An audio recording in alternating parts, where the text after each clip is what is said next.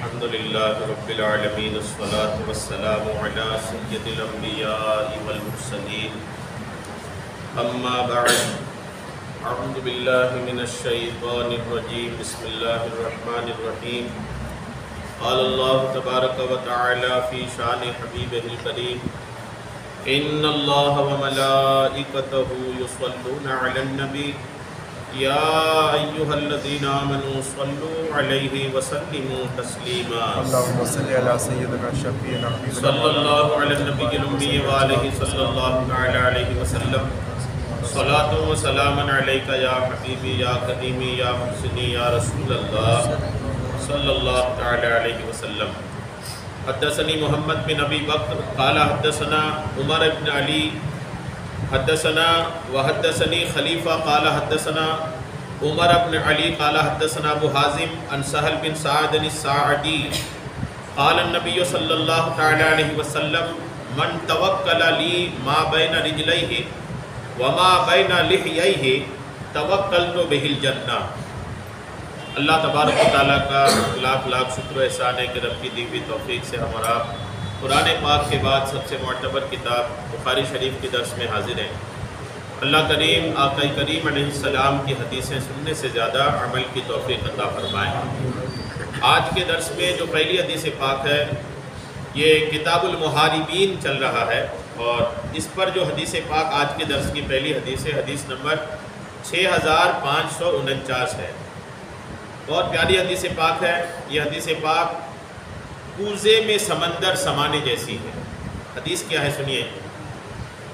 حضرت سہل بن سعدی یہ کہتے ہیں کہ قال النبی صلی اللہ تعالی علیہ وسلم، حضور نے فرمایا من توکل لی ما بین رجلیہ وما بین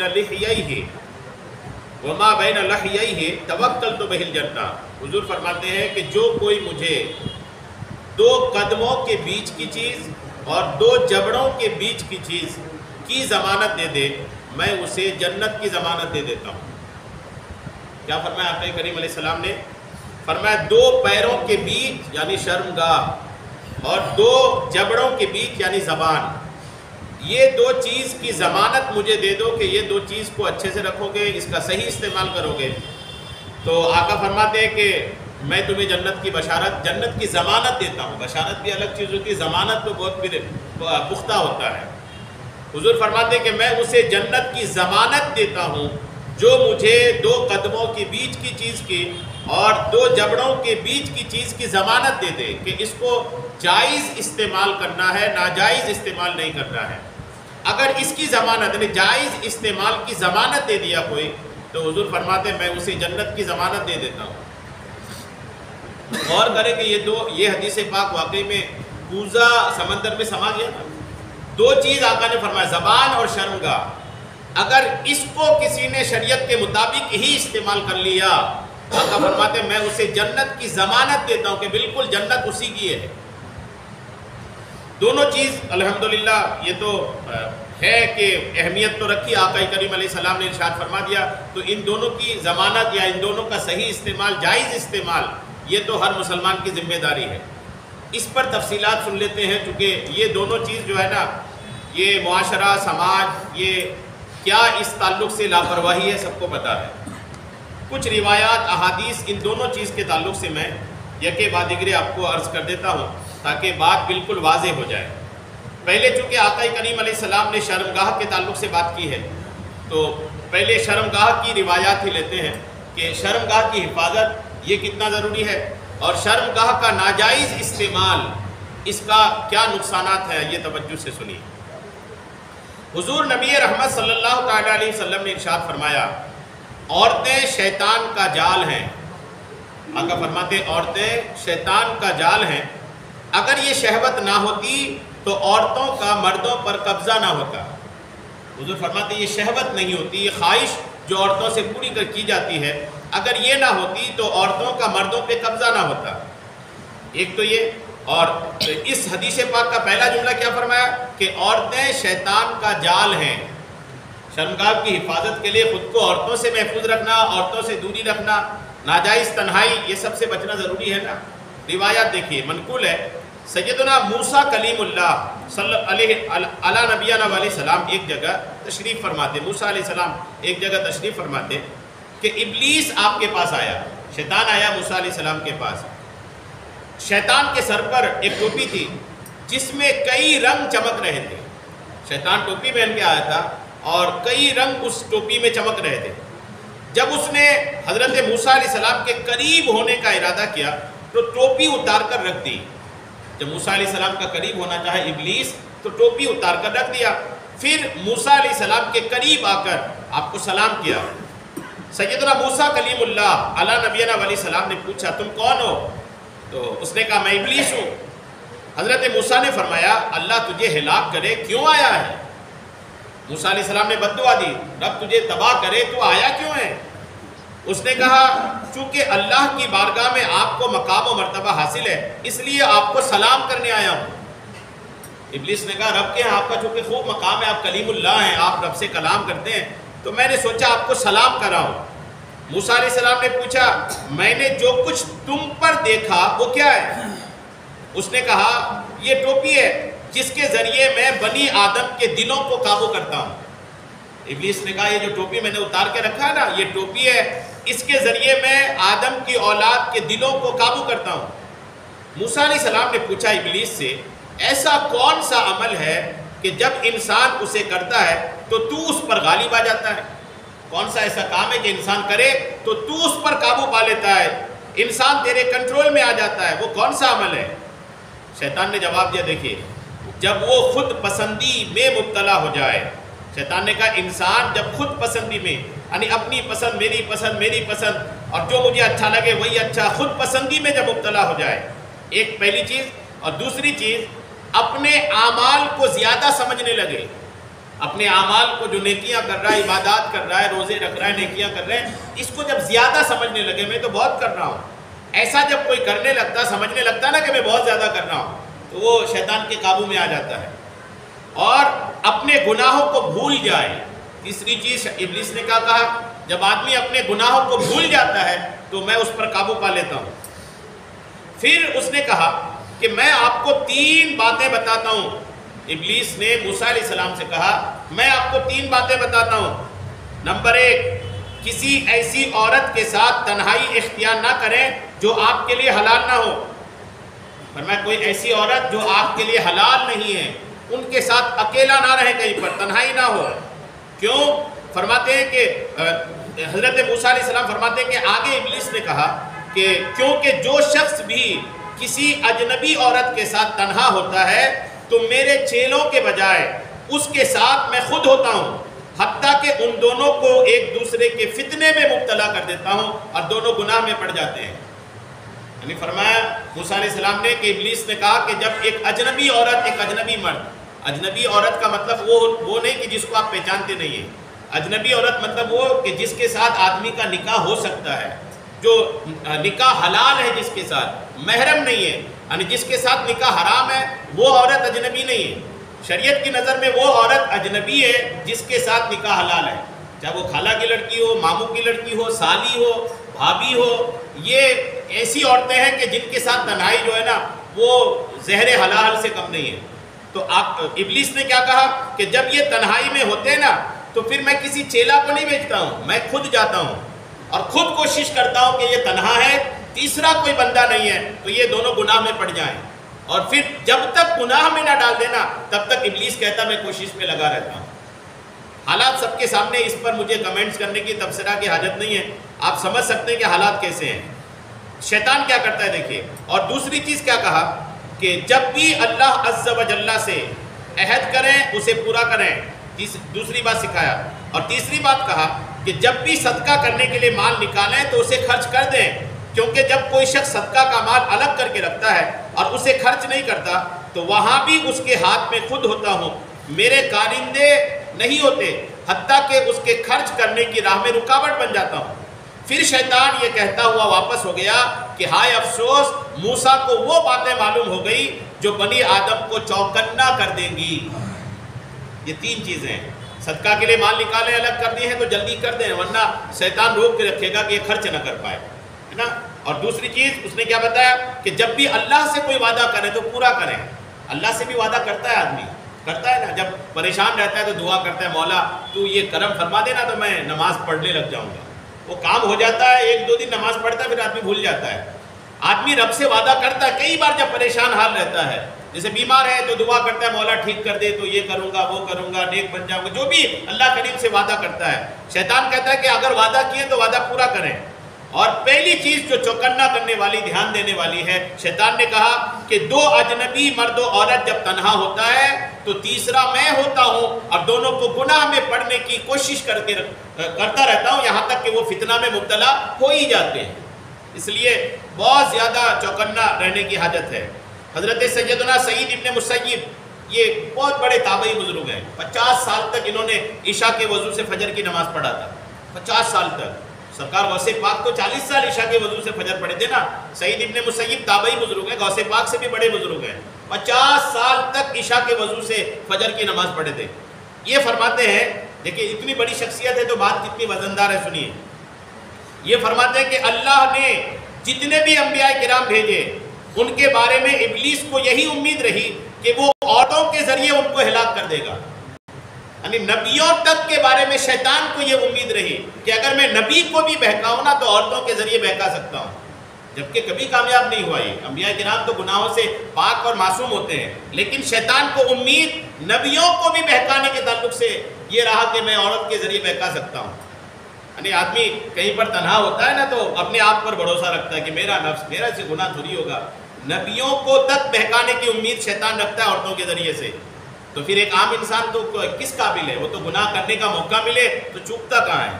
اس لیے بالکل ہوشیار رہنے کی حاجت ہے. اجنبیہ عورت سے کبھی بھی تنہائی کی بالکل بھی عادت نہیں ہونی چاہیے. ابلیس کو یہ امید رہی کہ وہ عورتوں کے ذریعے ان کو ہلاک کر دے, اور میرے نزدیک کوئی چیز عورتوں سے زیادہ خطرناک نہیں ہے. یہ سعید ابن مسیب کہہ رہے ہیں جنہوں نے 50 سال عشاء کے وضو سے فجر پڑھی. فرمایا میرے نزدیک کوئی چیز عورتوں سے زیادہ خطرناک نہیں ہے, اور میں مدینہ طیبہ میں صرف اپنے اور اپنی بیٹی کے گھر جاتا ہوں, باقی کسی کے گھر نہیں جاتا. اپنے گھر جاتا ہوں اور اپنی بیٹی کا گھر شادی کر دیا تو بیٹی کے گھر جاتا ہوں, باقی کسی کے یہاں نہیں جاتا ہوں. جمعہ کے دن وہاں غسل کرتا ہوں پھر واپس آ جاتا ہوں, یعنی کسی کے گھر نہیں جاتا. وجہ کیا کہ گھر میں عورتیں ہوتی ہیں. یہ بالکل واقعی میں بہت پرہیز والی بات ہے, لوگوں کو پرہیز کرنی چاہیے. مزید اس پر آپ سنیں کہ آقا کریم علیہ السلام نے, اچھا یہ جو شرمگاہ بہکتی ہے نا, شرمگاہ بہکنے کا راستہ ہے آنکھ. شروعات آنکھ سے ہوتی ہے, اس کے بعد پہلے نظر بہکتا ہے, پھر دل بہکتا ہے, پھر شرمگاہ بہکتا ہے. یہ ایک ترتیب ہے. تو سب سے پہلا دروازہ جو آنکھ ہے نا, اس کو اگر بند کر دیا جائے تو دل بھی محفوظ رہے گا, شرمگاہ بھی محفوظ رہے گا. آنکھ ہی راستہ ہے, یاد رکھیں. اگر آنکھ بچا لیے تو باقی دو چیزیں خود محفوظ ہو جاتی ہیں. پہلا دروازہ بند ہے تو باقی دو دروازے کا کوئی مسئلہ ہی نہیں. تو آنکھ کی حفاظت بہت ضروری ہے, اس پر علماء لکھتے ہیں. حجت الاسلام امام غزالی رحمۃ اللہ علیہ فرماتے ہیں کہ سیدنا عیسیٰ روح اللہ علیہ نبینا علیہ السلام نے فرمایا, عیسیٰ علیہ السلام نے فرمایا کہ نظر کی حفاظت کرو, کیونکہ یہ دل میں شہوت کا بیج بوتی ہے اور شہوت فتنے کے لیے کافی ہے. نظر شہوت کی بیج دل میں بوتا ہے اور پھر اس کے بعد شرمگاہ بہکتا ہے. سیدنا سعید ابن جبیر فرماتے ہیں نظر ہی کی وجہ سے حضرت سیدنا داؤد علیہ السلام پر آزمائش آئی تھی, اور آپ نے اپنے بیٹے حضرت سلیمان علیہ السلام سے ارشاد فرمایا, بیٹا, یعنی داؤد علیہ السلام جیسے نبی نے سلیمان علیہ السلام جیسے نبی کو فرمایا تھا کہ بیٹا شیر اور سانپ کے پیچھے چلے جانا مگر عورت کے پیچھے مت جانا. نبی نے کہا تھا, لوگ اپنے آپ پر خوب بھروسہ کرتے ہیں کہ میں تھوڑی بہکوں گا. نبی نے کہا تھا موسیٰ حضرت داؤد علیہ السلام نے سلیمان علیہ السلام کو کہ فرمایا تھا شیر کے پیچھے چلے جانا, سانپ کے پیچھے چلے جانا مگر عورت کے پیچھے نہیں جانا. یہی قول حضرت لقمان حکیم نے اپنے بیٹے سے کہا تھا. لقمان حکیم بھی بہت بڑے حکیم ہیں. انہوں نے اپنے بیٹے سے کہا تھا بیٹا شیر اور سانپ کے پیچھے چلے جانا, عورت کے پیچھے نہیں جانا. تو ان کے بیٹے نے پوچھا تھا ابو ایسا کیوں؟ تو انہوں نے کہا تھا شیر پلٹ آیا, سانپ پلٹ آیا تو جان جائے گی, عورت پلٹ آئی تو ایمان چلا جائے گا. عورت اگر پلٹ آئی نا تو وہ ایمان لٹ لے گی. وہ یہ اگر جان چلی جائے ایمان بچے رہے تو الحمدللہ, اور ایمان رہے اور ایمان چلا جائے اور جان بچی رہے تو کس کام کی وہ جان؟ کفر میں رہے اگر بے ایمانی میں زندہ ہے تو کس کام کی وہ زندگی؟ اور حضرت سیدنا یحییٰ علیہ نبینا علیہ السلام, حضرت یحییٰ علیہ السلام یہ بھی نبی ہیں، ان سے پوچھا گیا زنا کی ابتدا کیسے ہوتی ہے؟ یحییٰ علیہ السلام سے پوچھا بدکاری کی شروعات کہاں سے ہوتی ہے؟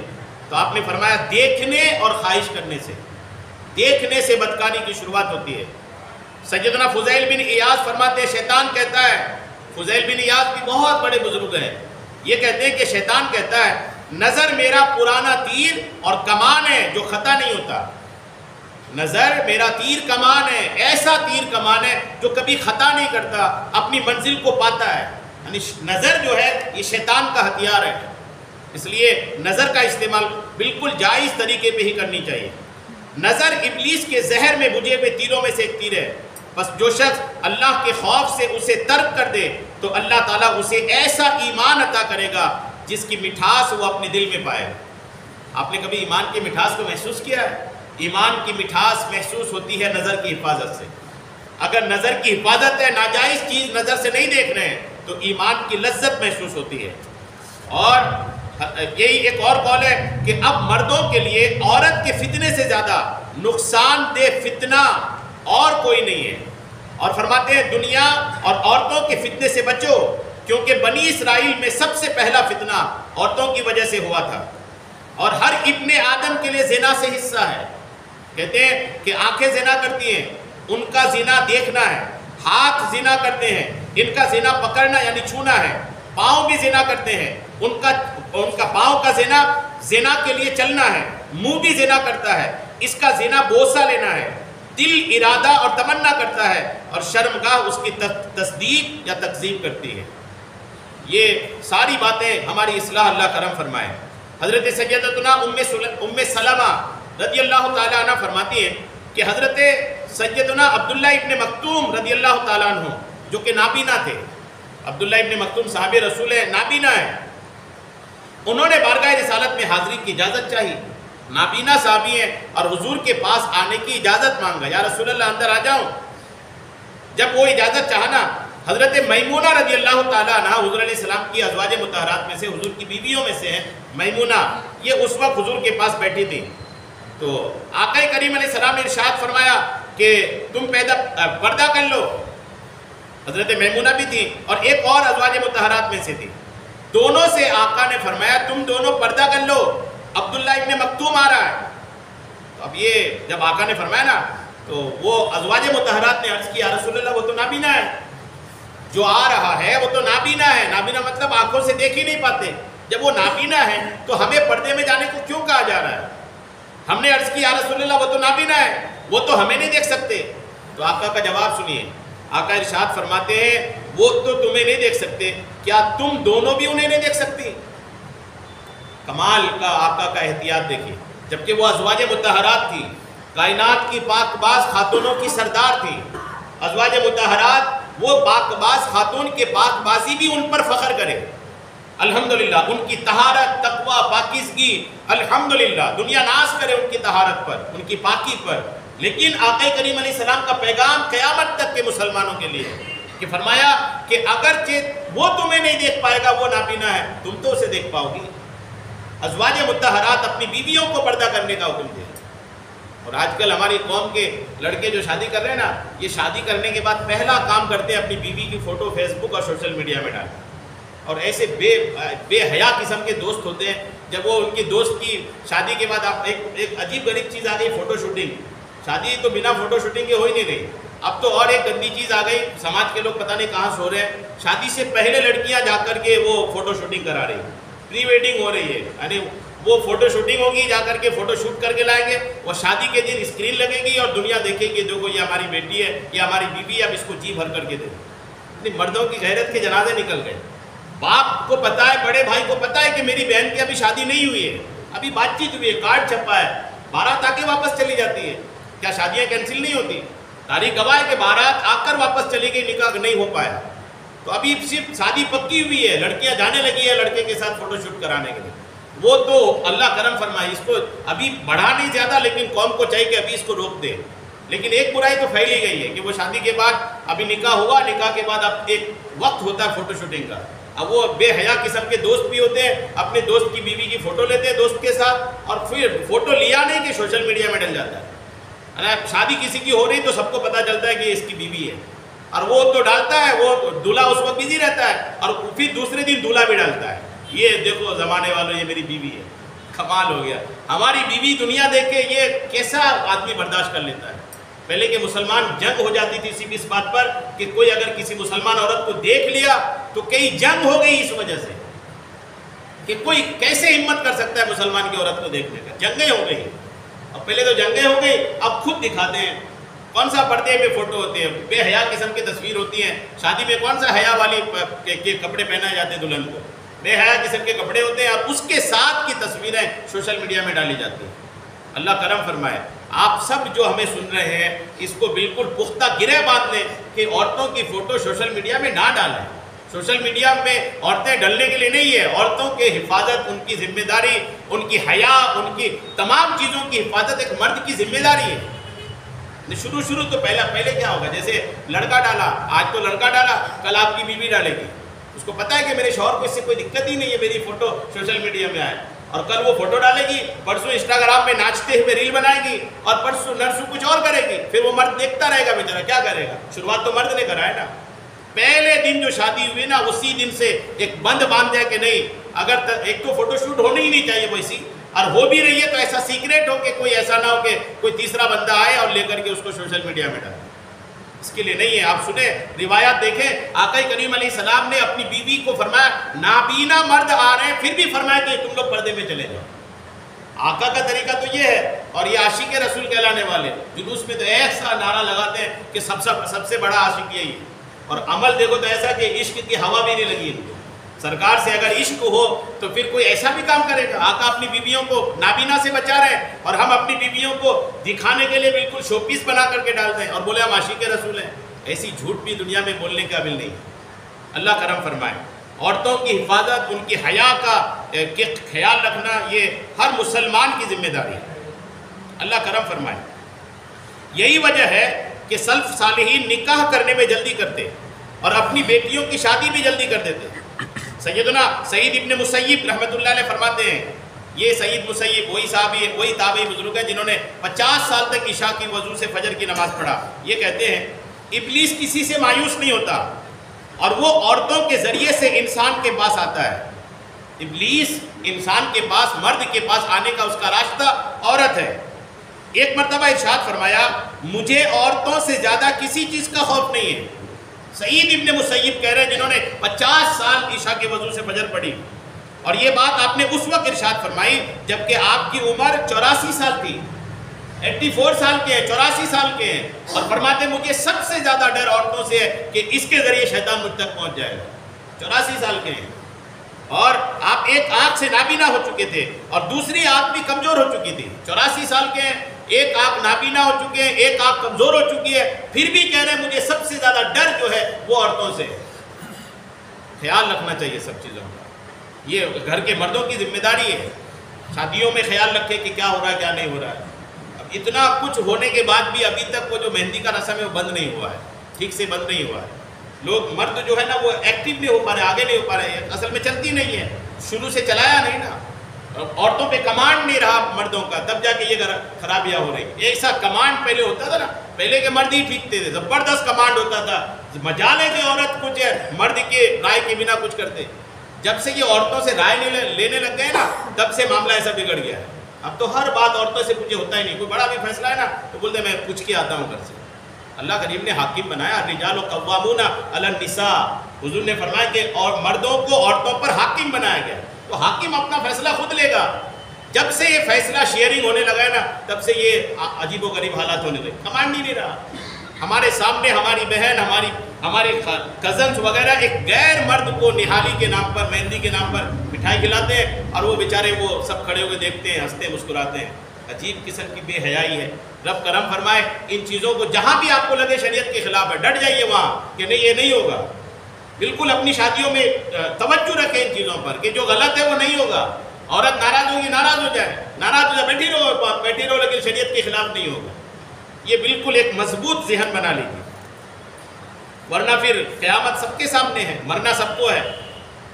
حضرت سیدنا سلیمان بن یسار کے بارے میں ایک عجیب واقعہ دیکھیے۔ ایک عجیب حکایت دیکھیے، سلیمان بن یسار بہت بڑے بزرگ ہیں. یہ واقعہ یہ ہے کہ آپ مدینہ منورہ سے حج کے لیے نکلے. پہلے مدینہ گئے تھے، مدینہ پاک سے حج کے لیے نکلے. آپ کے ساتھ ایک ساتھی آپ کا اور تھا، 2 لوگ تھے. حتیٰ کہ دونوں نے مقام ابوا، ایک مکان ہے مکہ اور مدینہ کے بیچ میں، اس جگہ جب پہنچے تو کچھ دیر وہاں پر رکا. آپ کا جو ساتھی تھا وہ اٹھا اور توشہ دان لے کر کچھ کھانے پینے کا سامان خریدنے کے لیے بازار کی طرف چلا گیا. سلیمان بن یسار جو بزرگ تھے، یہ آپ خیمے میں ہی بیٹھے رہے. آپ کا دوست گیا سامان لینے کے لیے، اور حضرت سلیمان بن یسار جو تھے بزرگ تھے، بے حد حسین و جمیل تھے، انتہائی خوبصورت تھے، اور خوبصورتی کے ساتھ انتہائی متقی اور پرہیزگار بھی تھے. ایک برقع پوش دیہاتی عورت، برقع پہنی تھی اور دیہاتی عورت تھی، اس نے پہاڑ کے اوپر سے حضرت سلیمان بن یسار کو دیکھ لیا. نہایت خوبصورت تھے، دیکھ لیا. اور وہ عورت نیچے اتر کر حضرت سلیمان بن یسار کے پاس آ کر کھڑی ہو گئی اور اپنے چہرے سے نقاب اٹھا دیا. اب وہ دیہاتی عورت جو تھی نا، اتنا حسین تھی، اتنی خوبصورت تھی کہ چاند کا ٹکڑا لگ رہی تھی. اب وہ خوبصورت عورت نقاب اٹھا کر کے سلیمان بن یسار سے کہنے لگی، مجھے کچھ دیجئے. سلیمان بن یسار سمجھے کہ شاید کھانا مانگ رہی ہے. آپ اٹھے تاکہ اسے بچا ہوا کھانا دے دے. کہنے لگی، میں کھانا نہیں مانگ رہی، میں وہ چاہتی ہوں جو بیوی اپنے شوہر سے جاتی ہے، بدکاری کا مطالبہ کری. آپ نے فرمایا، تجھے شیطان نے میرے پاس بھیجا ہے. جواب دیکھیے، فرمایا کہ تجھے شیطان نے میرے پاس بھیجا ہے. اتنا کہنے کے بعد حضرت سلیمان بن یسار نے اپنا سر مبارک گھٹنوں کے درمیان رکھا اور زور زور سے چلا کر رونے لگے. یہ منظر دیکھ کر وہ نقاب والی عورت اپنے چہرے کو ڈھانپی اور واپس لوٹ گئی. جب آپ کا دوست ساتھی کھانا لے کر بازار سے آیا، دیکھا کہ آپ اتنا روئے ہیں کہ رو رو کر آپ کی آنکھیں سوج گئی ہے اور گلا بیٹھ گیا ہے. تو ساتھی نے پوچھا، اتنا رونے کی وجہ کیا ہے؟ تو آپ نے فرمایا، خیر ہے، مجھے اپنی بچی یاد آ گئی تھی. بات چھپانے کی کوشش کیا، کہا کہ یار مجھے میری بیٹی یاد آ رہی تھی اس لیے رویا. تو اس ساتھی نے کہا، نہیں نہیں، اللہ کی قسم یہ بات نہیں ہے، قصہ کچھ اور ہے. بچی سے جدا ہوئے آپ کو 3 دن ہو گئے، ہم 3 دن سے سفر میں ہیں، روئے آپ آج رہے ہیں، بات کچھ اور ہے. دوست نے جب بہت زیادہ زبردستی کیا تو سلیمان بن یسار نے اس دیہاتی عورت کا واقعہ بتایا. اس نے جو دوست تھا نا، اس نے جو کھانا لایا تھا بازار سے وہ رکھا اور پھوٹ پھوٹ کر رونے لگا. تو سلیمان بن یسار نے فرمایا، تم کیوں روئے ہو؟ تم تو تھے ہی نہیں اس وقت. اس نے کہا، مجھے زیادہ رونا چاہیے، کیونکہ مجھے خوف ہے کہ اگر آپ کی جگہ میں ہوتا تو شاید میں صبر نہ کرتا، گناہ میں پڑ جاتا. اگر میں ہوتا تو شاید میں صبر نہیں کر پاتا، گناہ میں پڑ جاتا. اس بات کی وجہ سے میں رو رہا ہوں. دونوں حضرات رونے لگے. جب حضرت سیدنا سلیمان بن یسار مکہ مکرمہ پہنچے تو سعی اور طواف سے فارغ ہونے کے بعد حجر اسود کے پاس آئے اور چادر سے گھٹنوں کے گرد گھیرا باندھ کر بیٹھ گئے. آپ پر نیند کا غلبہ ہونے لگا تو آپ سو گئے. خواب میں ایک حسن و جمال کے پیکر، معطر خوش لباس، دراز قد، انتہائی خوبصورت بزرگ خواب میں تشریف لائے. حضرت سلیمان بن یسار نے پوچھا، اتنے حسین و جمیل بزرگ آپ کون ہیں؟ جواب دیا، میں اللہ کا نبی یوسف علیہ السلام. جب کوئی گناہ سے بچتا ہے نا تو اللہ کریم کی ایسی عطائیں ہوتی ہیں. یوسف علیہ السلام خواب میں تشریف لائے. فرمایا، میں یوسف ہوں. فرمایا، آپ یوسف ہیں؟ تو حضرت سلیمان بن یسار نے کہا کہ زلیخا کے ساتھ آپ کا قصہ بہت عجیب ہے. یعنی زلیخا کے ساتھ جو آپ کا قصہ، جو حادثہ ہوا تھا، بہت عجیب ہے. تو یوسف علیہ السلام کا جواب سنیے. یوسف علیہ السلام نے فرمایا کہ مقام ابوا پر اس دیہاتی عورت کے ساتھ ہونے والا واقعہ آپ کا اس واقعہ سے بھی زیادہ عجیب تر ہے. نبی نے آ کر بشارت دی کہ میرے ساتھ جو حادثہ ہوا تھا اس سے زیادہ عجیب تر آپ کا واقعہ ہے کہ آپ نے ایسے وقت گناہ سے بچا کہ گناہ آپ کے دروازے پر کھڑے تھے. غور کیجئے، جب گناہ سے کوئی بچتا ہے تو اللہ کریم اسے ایسی عطائیں عطا فرماتا ہے. تو پہلی چیز جو تھی نا، اس پر بہت ساری باتیں ہیں بیان کرنے کے قابل، لیکن اتنا مجھے لگتا ہے کافی ہے کہ حضور نے فرمایا 2 پیروں کے بیچ شرمگاہ، اس کی حفاظت کی ضمانت، 2 جبڑوں کے بیچ زبان، اس کی حفاظت کی ضمانت مجھے دے دیں، میں آپ کو جنت کی ضمانت دیتا ہوں. پہلی چیز آپ نے سنا. دوسری چیز ہے زبان. اس کو سنیے، زبان بھی کوئی چھوٹی موٹی چیز نہیں ہے. یہ آدمی کو کب تباہ کر دے. ایک حدیث پاک کا خلاصہ میں آپ کو عرض کروں. حدیث پاک میں ہے کہ آدمی کوئی اچھی بات بول دیتا ہے اور وہ بات اتنی اچھی ہوتی ہے، اسے کچھ پتہ نہیں ہوتا کہ اتنی اچھی ہے، اور رب اس اچھی بات کے بدلے میں اسے جنت عطا کر دیتا ہے. اور کبھی کوئی بری بات بول دیتا ہے، وہ اتنی بری ہوتی ہے کہ اس کو پتہ نہیں رہتا میں ایسی بات بول چکا ہوں، اور وہ بندہ جہنمی بن چکا ہوتا ہے۔ تو زبان کی بولی ہی آدمی کو جنتی بھی بنا دیتا ہے، اور یہی بولی اس کو جہنمی بھی بنا دیتا ہے۔ روایات دیکھیے، زبان کا خطرہ بہت بڑا ہے، اس کے خطرے سے نجات صرف خاموشی ہے۔ اسی وجہ سے شریعت نے خاموشی کی تعریف بیان کی ہے۔ وجہ ہے تو بولے، نہیں تو خاموش رہیں۔ روایات دیکھیے، حضور علیہ السلام کی 30 حدیث سنا رہا میں آپ کو ایک کے بعد ایک، صرف زبان پر سنیے۔ پہلی حدیث، آقا فرماتے ہیں جو چپ رہا اس نے نجات پائی، جو خاموش رہا وہ نجات پائی۔ اور آقا فرماتے ہیں خاموشی حکمت ہے، مگر اس کو اختیار کرنے والے تھوڑے ہیں۔ خاموشی جو ہے حکمت ہے، دانائی ہے، مگر خاموشی کو اختیار کرنے والے تھوڑے ہیں۔ اور فرمایا عبداللہ ابن سفیان اپنے والد سے روایت کرتے کہ ان کے والد نے بارگاہ رسالت میں آ کر عرض کی، یا رسول اللہ مجھے اسلام سے متعلق کسی ایسی بات کی خبر دیجئے جس کے بارے میں آپ کے بعد میں کسی سے نہ پوچھوں۔ تو آقا نے فرمایا یہ کہو کہ میں ایمان لایا، پھر اس پر قائم رہو۔ میں نے عرض کی میں کس چیز سے ڈروں؟ تو آقا نے فرمایا آپ نے اپنے ہاتھ مبارک سے اپنی زبان کی طرف اشارہ فرمایا، اس زبان سے ڈرو، یہ تمہیں برباد کر دے گی۔ اور سیدنا عقبہ بن عامر فرماتے ہیں کہ میں نے بارگاہ رسالت میں عرض کی یا رسول اللہ نجات کیا ہے؟ فرمایا اپنی زبان کی حفاظت کرو، تمہارا گھر تمہیں کفایت کرے، یعنی ضرورت ہو تو باہر، نہیں تو اپنے گھر میں، اور اپنے گناہوں پر آنسو بہاؤ۔ اور آقا فرماتے ہیں جو مجھے دونوں جبڑوں، یہ حدیث پاک اس کتاب میں بھی دیکھیے، فرماتے ہیں جو مجھے دونوں جبڑوں اور دونوں ٹانگوں کے درمیان والی چیز یعنی زبان اور شرمگاہ کی حفاظت کی ضمانت دے دے، میں اسے جنت کی ضمانت دیتا ہوں۔ اور آقا فرماتے ہیں جسے پیٹ، شرمگاہ اور زبان کے شر سے بچایا گیا اسے تمام کے تمام شر سے بچایا گیا۔ یہ روایات الحمدللہ ہمارے لیے جو ہے نا وہ بہت زیادہ تریاک ہے۔ حضرت سیدنا عبداللہ ابن مسعود رضی اللہ تعالیٰ عنہ کے متعلق منقول ہے کہ آپ صفا کے پہاڑ پر تلبیہ پڑھ رہے تھے۔ صفا مروہ جو پہاڑی ہے نا، صفا پہاڑی پہ تھے، تلبیہ پڑھ رہے تھے۔ تلبیہ لبیک اللہم لبیک لا شریک لک لبیک جو حاجی یا عمرہ کرنے والے پڑھتے ہیں نا، عبداللہ ابن مسعود صحابی ہیں، صفا پہاڑی پر تلبیہ پڑھ رہے تھے اور فرما رہے تھے، تلبیہ پڑھنے کے بعد فرما رہے تھے اے زبان بھلائی کی بات کہہ، فائدہ اٹھائے گی، اور اس سے پہلے کہ تجھے شرمندگی اٹھانی پڑے بری بات کہنے سے خاموش رہ، سلامت رہے گی۔ آپ سے پوچھا گیا اے ابو عبد الرحمن یہ بات آپ خود سے کہہ رہے ہیں یا آپ نے کسی سے سنی ہے؟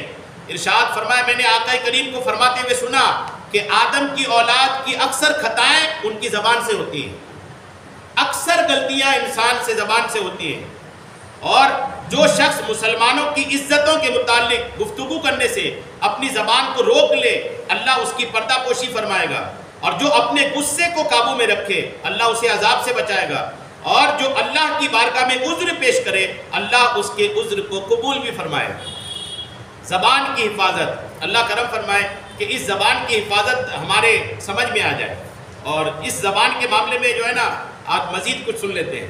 سیدنا انس بن مالک بیان کرتے ہیں کہ غزوہ احد کے دن ہم میں سے ایک نوجوان شہید ہو گیا، جنگ احد کا موقع تھا، ایک جوان شہید ہو گئے، ہم نے اس کے پیٹ پر بھوک کی وجہ سے پتھر بندھا ہوا دیکھا، شہید ہو گئے لیکن جب لڑ رہے تھے نا تو پیٹ پہ پتھر بندھا ہوا تھا، اتنی بھوک تھی، کھانا نہیں تھا لیکن جنگ میں لڑ رہے تھے، شہید ہو گئے تو دیکھا پیٹ پر پتھر بندھا ہے۔ اس کی ماں اس کے چہرے سے مٹی صاف کر کے کہنے لگی اے میرے بیٹے تمہیں جنت مبارک ہو۔ ماں ہے اور ماں اپنے بیٹے کا چہرہ صاف کر رہی ہے، کیسی مائیں تھی وہ کہ بیٹا شہید ہو گیا ہے، بیٹا دنیا سے چلا گیا ہے، ماں رو نہیں رہی ہے، چہرہ صاف کر رہی ہے اور جنت کی بشارت دے رہی ہے، تمہیں جنت مبارک ہو۔ اب وہ جو عورت کہہ رہی تھی نا تو آقا نے سنا، آقا کریم علیہ السلام نے سنا، فرمایا کہ تم کو کیسے پتا تمہارا بیٹا جنتی ہے؟ تمہارا بیٹا جنتی تمہیں کیسے پتا؟ آقا کا اگلا جملہ دیکھیے، آقا فرماتے ہو سکتا ہے کہ یہ بے فائدہ گفتگو کرتا ہو اور ایسی چیز سے منع کرتا ہو جس کے دینے سے اسے نقصان نہ ہو، یعنی بخل سے کام لیتا ہو، یعنی ہو سکتا ہے یہ بے فائدہ بے وجہ کی گفتگو کرتا ہو، بھلے شہید ہو کے مر گیا اور ایسی حالت میں مرا کہ پیٹ میں پتھر بندھا ہے، لیکن پھر بھی ہو سکتا ہے کہ بے فائدہ گفتگو کرتا ہو اور تم اس کو جنتی کہہ رہے ہو۔ یعنی گویا کہ آقا کریم علیہ السلام یہ فرما رہے ہیں کہ اگر کوئی بے فائدہ گفتگو کرے، فضول باتیں کرے اور وہ شہید بھی ہو جائے نا تو بے فائدہ گفتگو جنت میں جانے سے روک سکتی ہے۔ زبان کا استعمال، ایک روایت میں کہ اللہ کے محبوب نے حضرت سیدنا کعب کو نہ پایا، حضرت کعب ایک صحابی ہیں، ان کو نہیں پایا تو ان کے بارے میں پوچھا. صحابہ کرام نے عرض کیا رسول اللہ وہ بیمار ہیں. آپ علیہ السلام ان کی عیادت کے لیے اس بیمار کو دیکھنے کے لیے تشریف لے گئے. جب ان کے پاس پہنچے تو ارشاد فرمایا ایک آپ تمہیں خوشخبری ہو. یہ سن کر ان کی والدہ نے کہا ایک آپ تمہیں جنت مبارک ہو. ماں نے کہا تو آقا نے فرمایا یہ اللہ پر حکم لگانے والی عورت کون ہے؟ جنتی ہونا جہنمی ہونا ہے تو رب کا کام ہے بتانا, یہ کون بول رہی ہے؟ تو حضرت کعب نے عرض کی یا رسول اللہ یہ میری ماں ہے. تو آقا نے فرمایا ایک کعب کی والدہ تمہیں کیسے معلوم ہوا کہ یہ جنتی ہے؟ ہو سکتا ہے کہ تمہارا یہ بیٹا بے فائدہ گفتگو کی ہو, اس لیے ابھی اتنی زیادہ جلدی نہ بولو کہ یہ جنتی ہے. بے فائدہ گفتگو کی آپ سوچیں کہ کیا حال ہے. آج کل تو بے فائدہ گفتگو کی تو بھرمار ہے, بلا وجہ کی بات چیت کو بالکل اللہ ہی رحم فرمائے.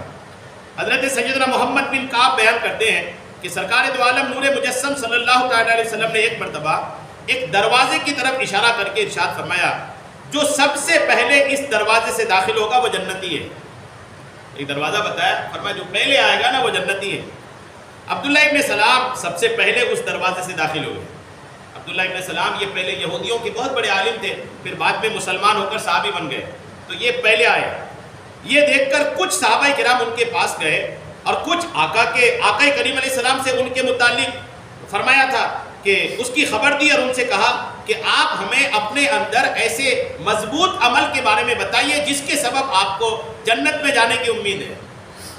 کچھ صحابہ ان کو پکڑ لیے کہ آپ کو آقا نے جنت کی بشارت دی ہے, کوئی تو بات آپ کے اندر ہوگی, آپ ہمیں بتائیے وہ چیز کہ کون سی چیز آپ کے اندر ہے کہ جو آپ کے لیے دنیا ہی میں جنت کی بشارت آ گئی. تو ان کا جواب سنیے, فرمایا میں تو ایک کمزور شخص ہوں اور مجھے کسی عمل کے سبب جنت میں جانے کی امید ہے تو وہ میرے سینے کی حسد کینہ وغیرہ سے سلامتی اور بے فائدہ گفتگو کو چھوڑ دینا ہے. نہ نماز بتایا, نہ زکوٰۃ بتایا, نہ حج بتایا, بڑی بڑی عبادتوں کا ذکر نہیں کرا. کیا ذکر کیا؟ میں اپنی زبان کو بچا لوں تو امید ہے میں جنت میں چلا جاؤں. غور کریں, زبان اللہ کرم فرمائے. سیدنا ابو ذر غفاری بیان کرتے ہیں کہ اللہ کے محبوب صلی اللہ تعالیٰ علیہ وسلم نے مجھ سے فرمایا کیا میں تمہیں ایسا عمل نہ بتاؤں جو بدن پر ہلکا میزان میں بھاری ہو؟ میں نے عرض کی کیوں نہیں؟ ارشاد فرمائے وہ خاموشی ہے, حسن اخلاق اور بے فائدہ گفتگو کو چھوڑ دینا ہے. خاموش رہیں, بے فائدہ گفتگو نہ کریں. فرماتے کہ یہ میزان پر نیکی کے اعمال نامے پر سب سے بھاری ہے. الحمدللہ. حضرت ابوبکر صدیق کی سیرت اگر آپ پڑھیں گے نا تو آپ کو ملے گا صدیق اکبر اپنے منہ میں پتھر رکھے رہتے تھے. جی سنت ہے ان کی, پتھر رکھے رہتے تھے. لوگوں نے پوچھا حضور آپ اپنی منہ میں پتھر کیوں رکھے رہتے ہیں؟ تو فرمایا کرتے تھے کہ نہیں بولنے کے لیے, بولنا نہیں ہے. یعنی پتھر منہ میں رکھے رہیں گے, پتھر باہر یعنی منہ ایسے آزاد رہے گا تب تو بول پڑیں گے نا. منہ میں پتھر ہے تو بولنے کی باری بھی آئے گی تو رہے گا منہ میں تو پتھر رکھا ہے. ایسی شخصیت ہوتی تھی. یعنی زبان کا غلط استعمال بالکل بھی ہمارے بزرگان دین نہیں کرتے تھے. ایک مرتبہ حضرت سیدنا لقمان حکیم رضی اللہ تعالیٰ عنہ حضرت سیدنا داؤد علیہ السلام کی خدمت میں حاضر ہوئے. لقمان حکیم ہے, کس کے یہاں حاضر ہوئے؟ حضرت داؤد علیہ السلام کے پاس. جب داؤد علیہ السلام کے پاس حاضر ہوئے اس وقت آپ علیہ السلام زیرہ بنا رہے تھے. داؤد علیہ السلام کے ہاتھ میں لوہا نرم تھا نا. داؤد علیہ السلام کے بارے میں کہا جاتا ہے کہ لوہا ان کے ہاتھ میں ایسا نرم تھا کہ لوہے کو جیسا گھماتے گھوم جاتا تھا. ان کو کوئی آگ میں گرم کرنا, کوئی مشین لانا اس کی ضرورت نہیں پڑتی تھی. جیسا گھماتے تھے ویسا گھوم جاتا تھا. جیسے کوئی نرم چیز ہو گھماؤ گھوم جائے ویسے لوہا گھوم جاتا تھا. تو داؤد علیہ السلام جو ہے نا یہ ان کے پاس آئے تو داؤد علیہ السلام اس وقت زیرہ بنا رہے تھے. زیرہ مطلب جنگی لباس, جو جنگ میں لوہے کا لباس پہنا جاتا ہے. چونکہ آپ نے اس سے پہلے زیرہ نہیں دیکھی تھی, لقمان حکیم نے زیرہ نہیں دیکھا تھا اس سے پہلے, اس لیے دیکھ کر تعجب کرنے لگے اور اس بارے میں سوال کرنا چاہا تو حکمت کے سبب سوال کرنے سے باز رہے. سوال کا ارادہ ہوا کہ پوچھ تو لوں کیا ہے, لیکن پوچھا نہیں. جب داؤد علیہ السلام وہ زیرہ بنا کر فارغ ہوئے تو کھڑے ہوئے اور اسے پہن کر ارشاد فرمایا جنگ کے لیے زیرہ کیا ہی اچھی چیز ہے. یعنی جنگ کے لیے زیرہ کیا ہی اچھی چیز ہے. یہ سن کر سیدنا لقمان حکیم نے فرمایا خاموشی حکمت ہے مگر اس کو اختیار کرنے والے کم ہیں. یعنی سوال کے بغیر ہی اس کے متعلق علم ہو گیا اور سوال کی حاجت ہی نہیں رہی. کہا میں چپ رہا تو اچھا ہی رہا, بولا نہیں, میں بولا بھی نہیں اور داؤد علیہ السلام نے خود ہی بتا بھی دیا کیا چیز ہے. یعنی چپ رہنا جو ہے وہ حکمت ہے. اللہ کرم فرمائے. زبان کی حفاظت کریں، فضول گوئی سے بچیں، اس زبان سے کسی کو تکلیف دینے سے، ستانے سے، گالی گلوچ غیبت چغلی، یہ سارا کچھ زبان کی بے احتیاطی ہے۔ اپنی زبان اور اپنی شرمگاہ کی حفاظت یہ جنتی ہونے کا سبب ہے۔ آخری حدیث پاک، صرف حدیث پاک سن لیں کیونکہ اس حدیث کا مفہوم ہم لوگ سن چکے ہیں، تو بس حدیث پاک سن لیجیے۔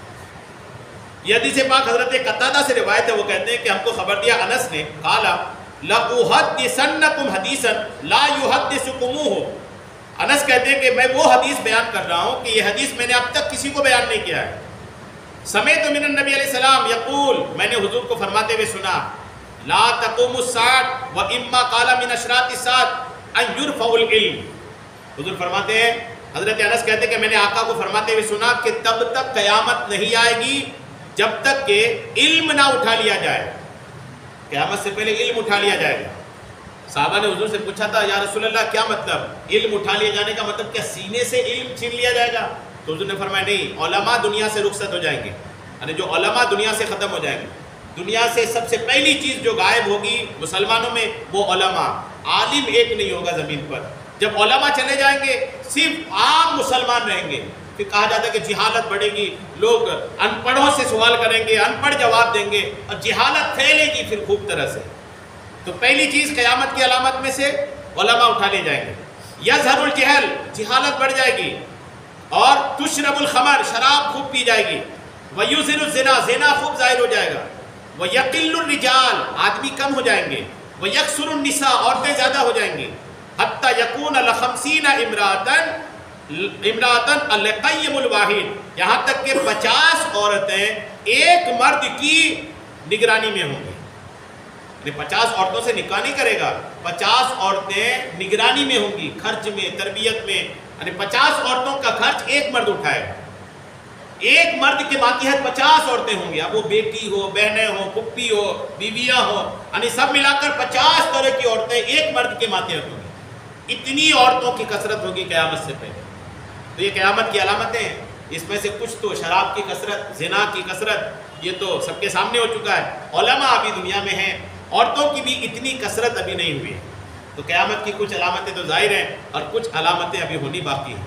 اللہ خوب کرم فرمائے ہم پر، خاص کر جو پہلی حدیث پاک ہم نے آج کے درس کی سنا ہے کہ 2 قدموں کے بیچ، 2 ٹانگوں کے بیچ کی چیز کی حفاظت اور 2 جبڑوں کے بیچ کی چیز کی حفاظت، ان کی ضمانت آپ دے دیں، جنت کی ضمانت آقا لے کے کھڑے۔ اللہ ہم سب کو عمل کی توفیق عطا فرمائے، آمین، بجاہ النبی الامین صلی اللہ تعالی علیہ وسلم۔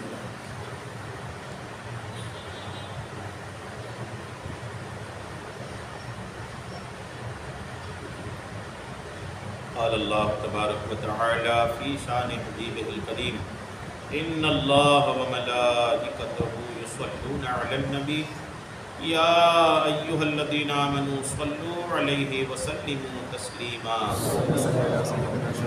صلی اللہ علی النبی الأمی وآلہ صلی اللہ علیہ وسلم، صلاۃ و سلام علیک یا رسول اللہ۔ سبحان ربک رب العزۃ عما یصفون وسلام علی المرسلین والحمد للہ رب العالمین۔ الحمد للہ۔